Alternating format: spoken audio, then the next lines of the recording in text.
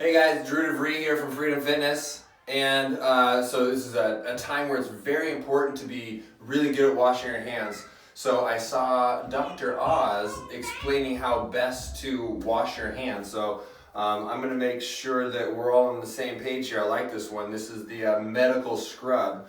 So what he says you're supposed to do, and sounds perfectly reasonable here, hands wet, get some soap on there, get it nice and lathered up, and then you're going to rub for 20 seconds, right? But don't just go like this.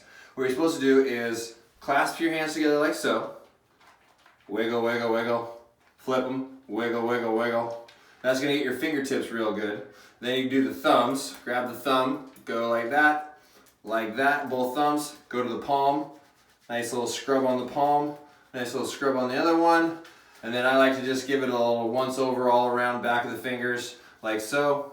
You're clean. That was 20 seconds. Going back into it here. Little rinse off. Done deal.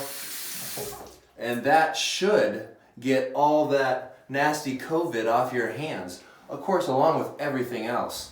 So whether you're in the gym or no matter what you're doing, you should always be washing your hands. That is the biggest thing. Top two things right now to keep you safe. Wash your hands. Don't touch your face. And of course, social distancing. If you're my height, that would be 2 arms lengths, one and then another, right? So right now, between me and my wife who's filming this, we're about a proper social distance. All right, there you go. Keep clean, stay safe. There you go.